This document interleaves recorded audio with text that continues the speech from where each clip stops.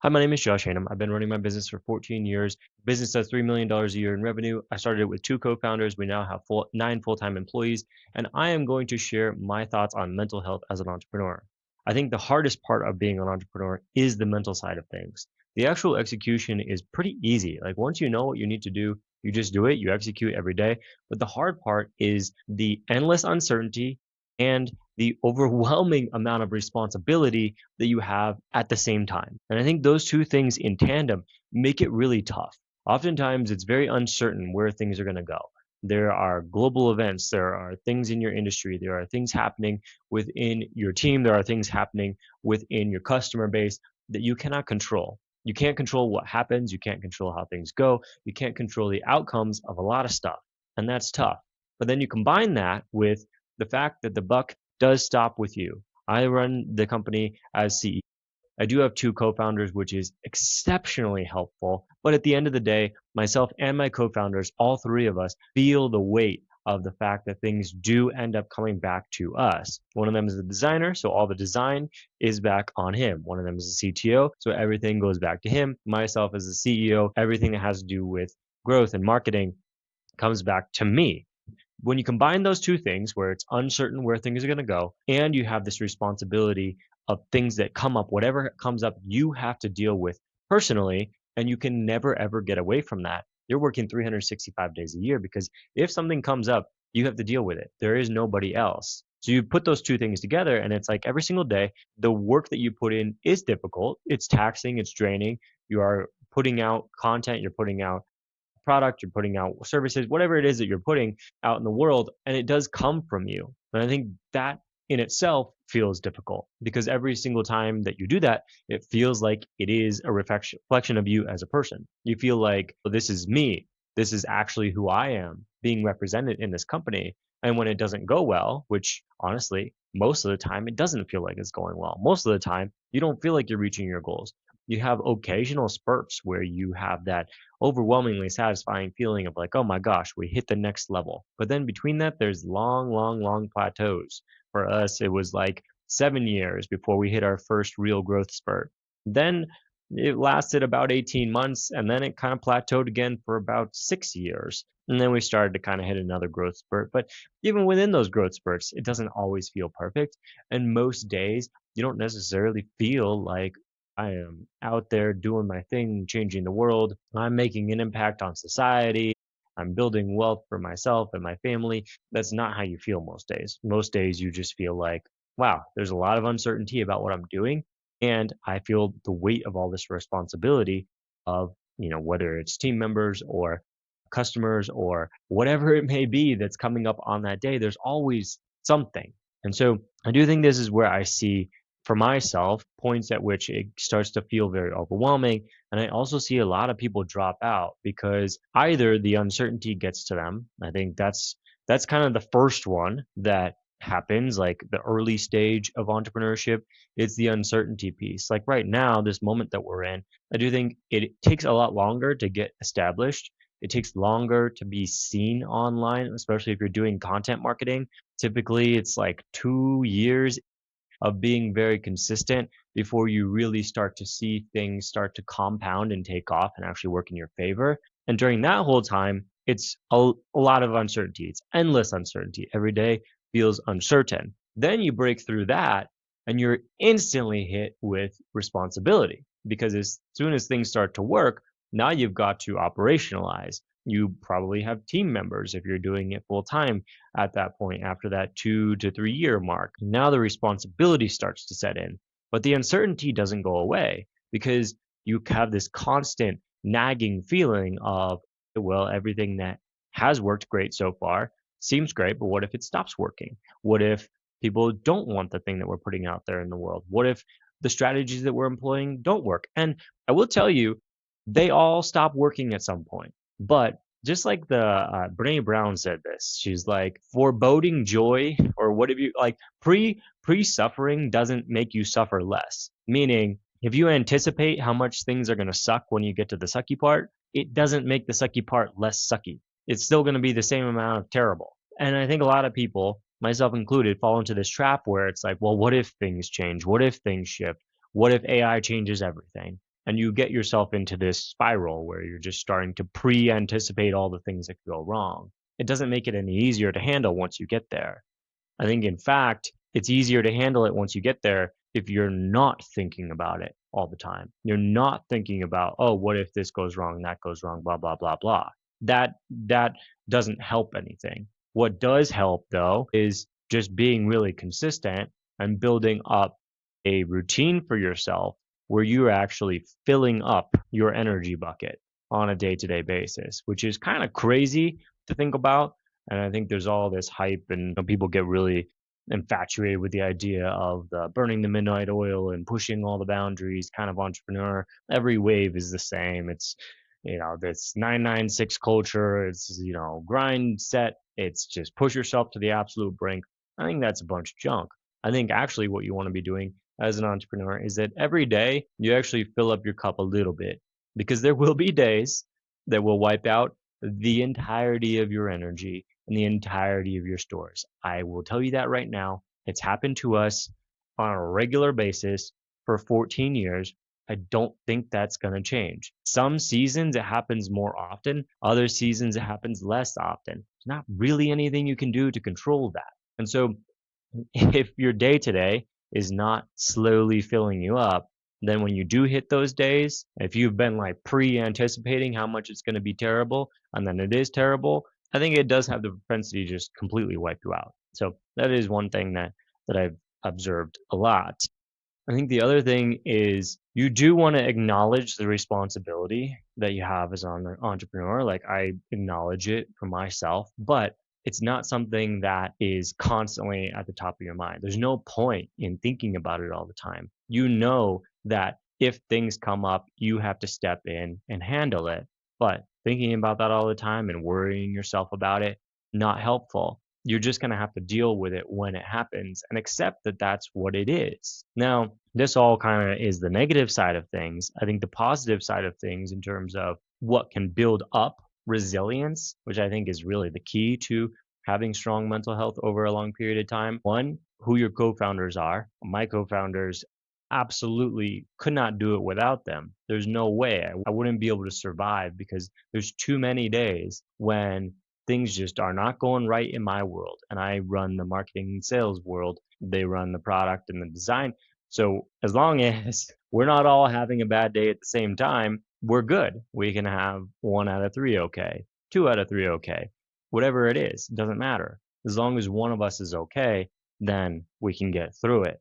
I think it's tough if you're doing it on your own. I think you can do it with a good support system. People that can pick you up and help you regulate and whatnot when it's just one of those days that's really tough. But I do think that's the number one thing.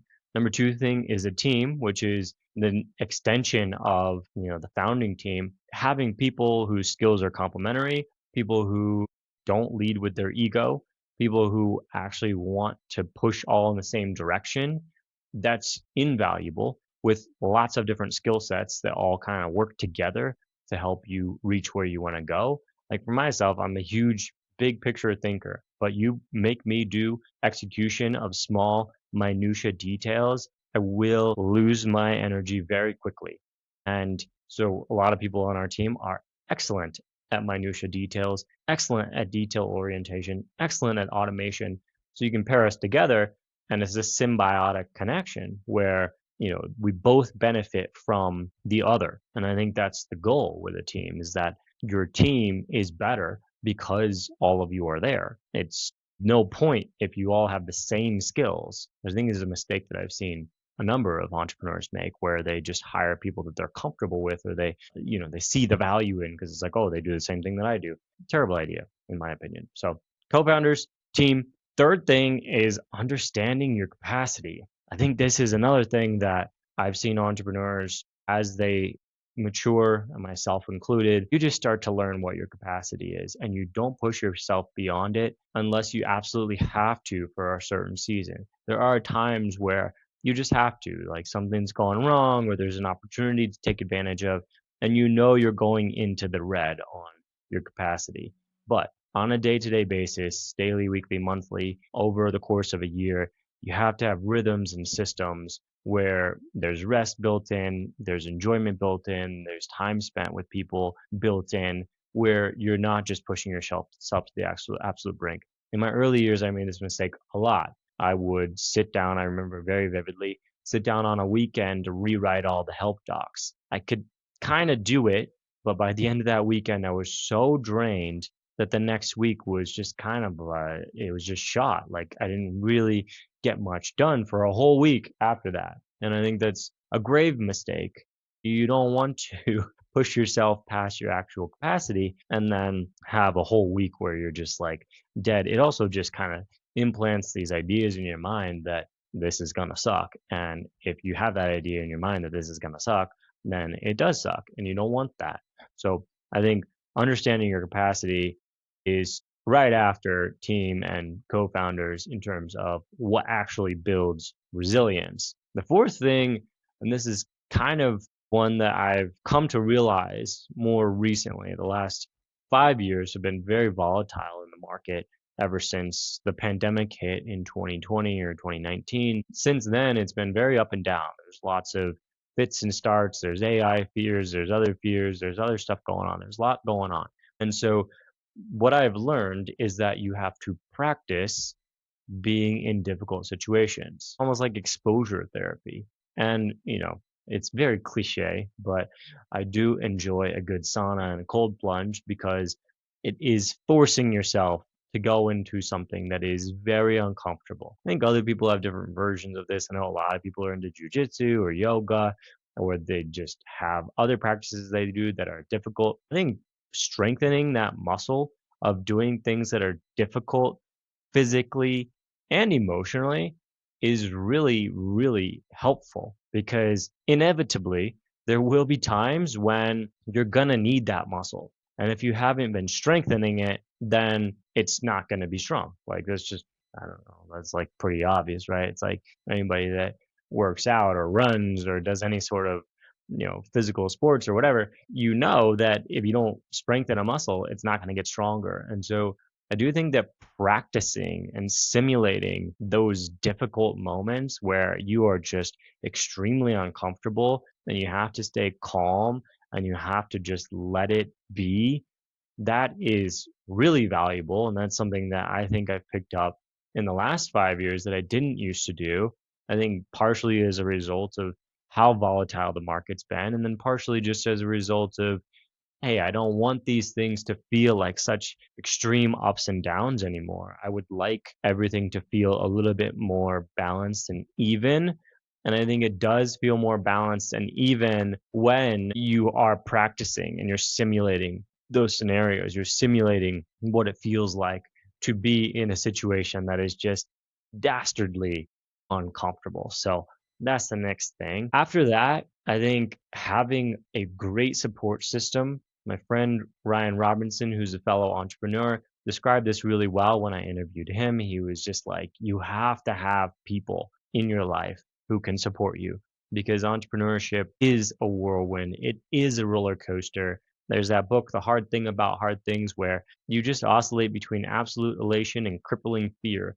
And like I said, I do think you can kind of practice being more regulated and not so up and down, but it still kind of is that. Like that's the basis of it. The basis of it is that it's just these huge swings between massive ups and massive downs. And it's just what it is. And so having people in your life who can help regulate you, who can help just be people that you spend time with, relationships that you invest in outside of just work. I think that every entrepreneur that I've seen who's really highly successful over a long time has those relationships. They have positive relationships. I know there's like the whole trope of like, you read Walter Isaacson's biography about Elon and you hear about all the brokenness there. And sure, okay, I guess occasionally there's like an extreme outlier, but from the vast majority that I've encountered, the way to regulate is to have strong relationships. And this is something that I also had to learn. I remember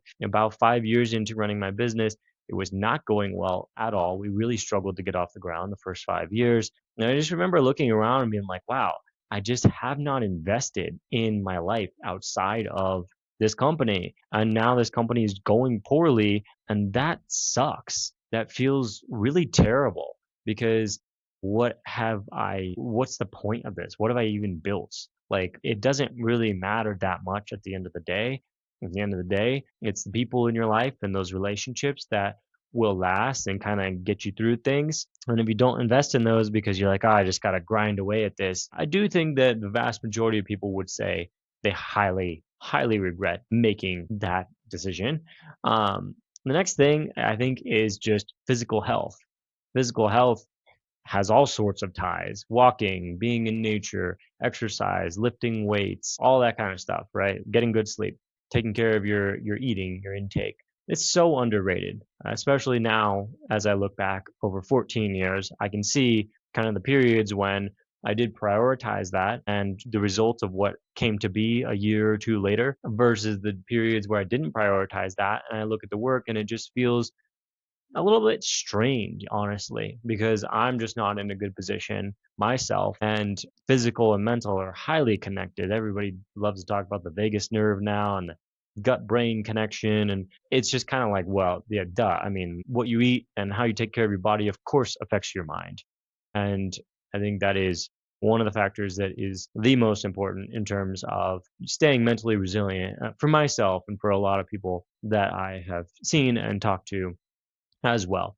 The next one is maybe just my personal preference, but I do think that history is extremely helpful. I was just listening to Conan talking, and he's also a fan of history, and he's like, history is so calming because every time you think that your situation's terrible and it couldn't get any worse and nobody's getting along, you go read about the Civil War, you read about the fall of the Byzantine Empire, read about the whatever age where just like all this stuff is happening. And first of all, you realize that whatever is happening now is not the first time it's happening. I love the correlation between AI and the Bronze Age, where AI comes out and everyone's like, oh, it's going to make us all obsolete. It's going to, all people will not work anymore. Guess how people responded to the invention of bronze? Exactly the same way, exactly the same reaction as they had to AI.